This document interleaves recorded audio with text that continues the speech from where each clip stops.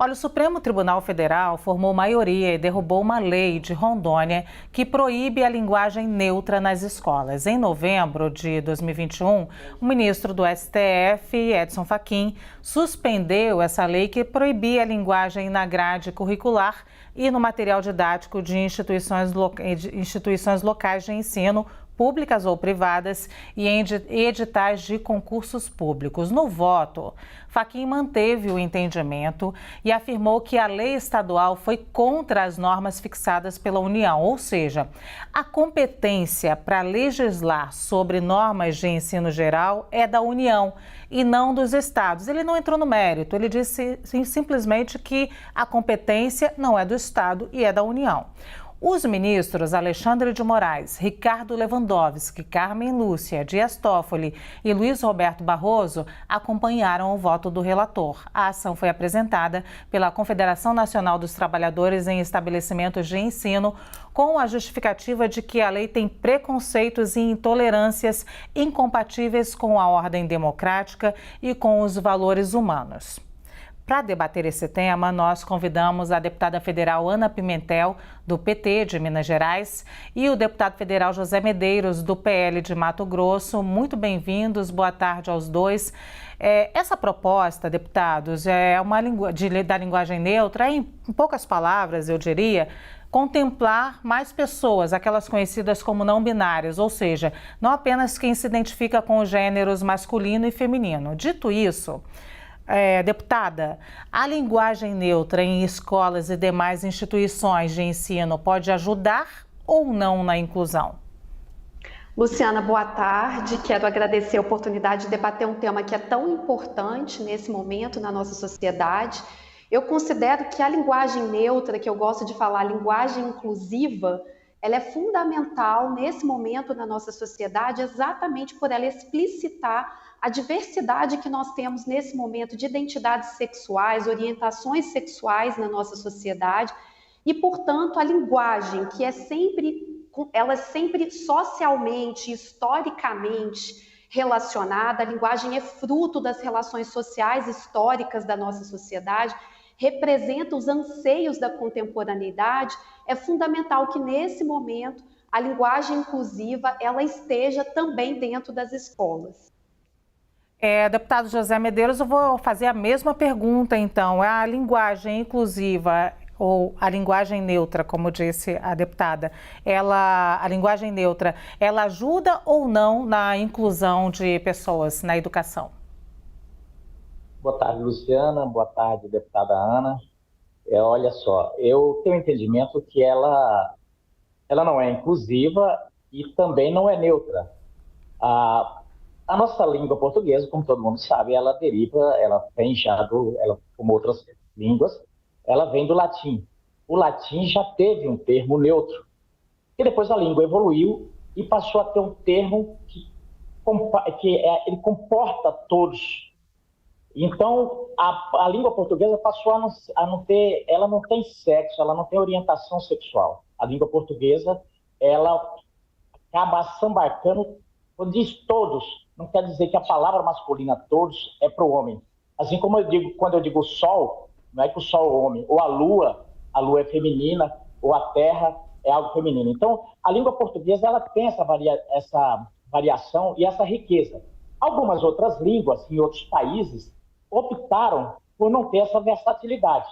No nosso caso, eu entendo e é importante a inclusão, mas via linguagem, eu não creio que seja o certo. E nesse momento, eu acho importante que, como a deputada disse, eu concordo, as mudanças na língua, ela tem que vir do seio social.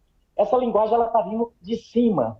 E isso é preocupante, porque toda mudança na língua portuguesa, ela tem um rito, e é importante que tenha. Ela passa pela academia, é votada, os estudiosos se reúnem. Por que é importante isso? Para não criar uma confusão nas escolas, na cabeça das crianças. Então, você veja bem, aqui eu já tenho recebido várias pessoas, por exemplo, se sentindo excluído. O pessoal que tem dislexia, o pessoal que faz por sinais, e mesmo os cegos vão passar a ter dificuldade. Então, a gente precisaria ter um rito para que isso fosse colocado. A partir desse rito, tudo isso poderia ser ter os passos devidos. Agora, eu sinto que, às vezes, na pressa de impor, nós estamos comendo cru e trazendo até oposição para a inclusão que todo mundo quer. Deputados, eu poderia estar fazendo esse debate, é claro, com gramáticos e linguistas, e aí a gente teria uma outra dimensão. Eu faço com deputados, parlamentares, porque a gente tem a ciência de que vocês vão ter que debater esse tema e, claro, trazendo todos esses pontos de vista que trazem aqui. Deputada, o deputado José Medeiros acha que, na verdade, a linguagem exclui. O que a senhora pensa? Luciana, eu acho importante, aproveito para desejar boa tarde também ao deputado José Medeiros, meu colega de Câmara. Eu acho que é fundamental a gente compreender que a linguagem ela é fruto das nossas relações, que são relações sociais, e que, portanto, ela deve contemplar os diversos sujeitos que hoje vivem na nossa sociedade e compartilham valores. Todas as vezes que a gente fala que a linguagem hoje ela é neutra, a gente está excluindo os sujeitos que são sujeitos hoje não binários e que são sujeitos fundamentais. A gente precisa reconhecer a importância da civilidade, reconhecê-los como sujeitos hoje portadores de direito. É importante a gente lembrar que o Brasil é um dos países que mais mata a população trans, que mais mata as pessoas que vivem a sexualidade livremente. Então é importante a gente, nesse momento, reconhecer esses sujeitos como sujeitos que precisam de visibilidade e é, portanto, por isso que é fundamental uma linguagem inclusiva.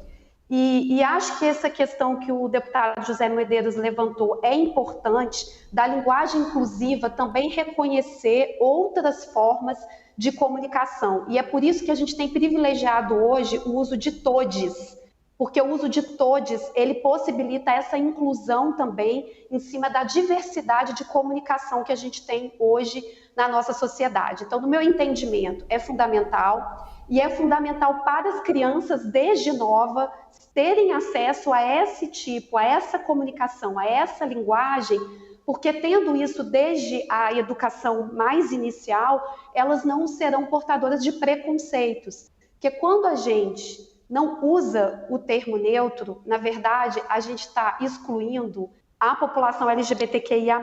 A gente está dizendo que essa população não precisa ser incluída dentro da nossa ordem linguística nesse momento. E aí, esse processo de mudança da linguagem, que é fundamental e que ela precisa ser com bastante tranquilidade, eu concordo muito isso com o que o deputado falou, o processo de mudança, ele precisa ser dinâmico, dialogado, porque realmente hoje a nossa linguagem, que é a linguagem hegemônica, ela reconhece um padrão hegemônico de sociabilidade. Para a gente mudar, a gente precisa dialogar muito mesmo, fazer com que esses sujeitos que foram historicamente excluídos, que eles possam ser visíveis e que visíveis eles façam parte da nossa linguagem. Por isso que eu acho muito importante desde o início da educação formal. Deputado, na decisão, o ministro Edson Fachin argumenta que cabe à União legislar sobre as normas gerais de ensino e não os estados. Então, eu queria que o senhor falasse um pouquinho desse detalhe da legislação, inclusive incluindo a necessidade dessa discussão que nós estamos fazendo aqui, ou do amadurecimento dessa discussão. Na verdade, é até mais amplo, né? Porque não somos só nós que falamos português, né?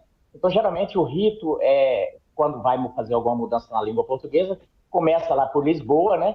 Vai na academia, os estudiosos colocam a mudança que se quer, depois de muito debate, a votação, essa coisa toda, e depois definido, passa para os países que acatam ou não aquela mudança, e aí, acatando, o presidente faz um decreto, como foi na reforma ortográfica, né? E aí, só complementando sobre o que nós falamos aqui, é que eu sei que eu entendo a preocupação e concordo com a deputada, nós temos que lutar por inclusão e eu acho que a gente tem outras formas até de ser mais producente até nessa área, mas na linguagem eu acho bem complicado, principalmente na cabeça das crianças, se isso for colocado de atropelo. Por exemplo, eu chego na sala de aula e falo para a criança, eles são parceiros. Quer dizer, vai dar uma confusão no primeiro momento se isso não for bem seguir o rito, porque vai dar confusão mesmo.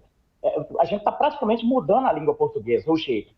E aí, quando eu digo que a gente talvez esteja trocando 6 por meia dúzia, porque a nossa língua, quando eu digo todos, eu chego na sala e falo boa noite a todos. Olha, isso é todos mesmo. Mas isso foi ensinado, né, deputado? Mas isso foi ensinado, né? Isso se aprende, né? Não, é que isso é que nem você dizer, cadeira é cadeira, mas por que cadeira? Porque foi ensinado que é cadeira. Mas, desculpa, deputado, desculpa lhe interromper, deputado, desculpa lhe interromper de novo, mas é porque eu me lembro quando criança, e eu na condição de mulher, e talvez a deputada também, Ana Pimentel, eu me lembro de quando aprendi isso quando criança, eu perguntava, mas por que todos e não todas? Eu me lembro de fazer essa pergunta já criança, entendeu? Talvez eu já fosse um pouco chatinha, deputado, mas enfim, eu lembro de fazer essa pergunta, então eu lhe pergunto, isso é ensinado também? Correto, assim como todos. Alguém, daqui a um pouco, uma criança, a sua eu no futuro, vai perguntar, mas por que todos? Vai achar que vai ser masculino também, ou assim, porque tem essa discussão e não significa, as palavras não têm sexo e nós, às vezes, colocamos a sexualidade nelas. A língua, ela não tem orientação sexual. Sim, deputada, continue. Deputado, a língua tem sexo. E é por isso que quando é falado que o gênero masculino, ele representa todos, na verdade ele está excluindo as mulheres e todos aqueles que não se identificam, que têm outras identidades. Então é importante a gente compreender que a língua que hoje nós utilizamos, ela é resultado de um processo histórico que exclui as mulheres e todos aqueles que não se identificam com os homens. E não quer dizer que a gente queira eliminar a diversidade, ao contrário, a gente quer fazer com que a diversidade seja presente e visível na nossa língua. Quando a gente propõe o uso da linguagem neutra, a gente está querendo dizer que aí, de fato, as pessoas, na sua diversidade, com as várias identidades, elas possam ser reconhecidas como sujeitos.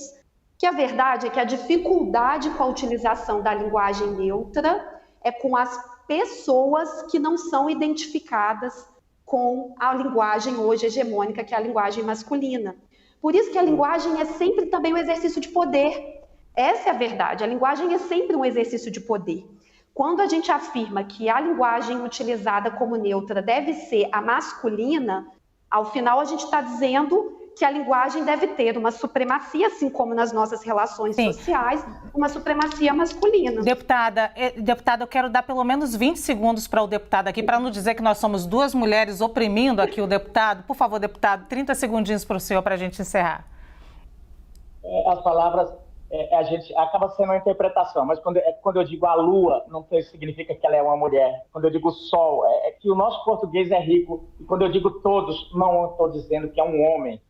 Eu quero colocar isso dessa forma.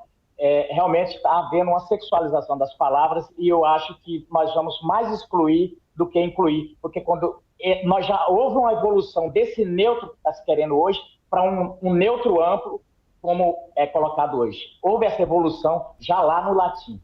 Obrigado. Eu agradeço demais aqui ao deputado José Medeiros, que sempre se dispõe a estar aqui com a gente debatendo os vários temas, e também a deputada Ana Pimentel por essa conversa, que é só o começo, tá? Pelo que eu vi aqui, a gente vai ficar bastante tempo debatendo isso. Muito obrigada a todas vocês, ou a todos vocês, ou a todas vocês. Muito obrigada aos dois. Olha,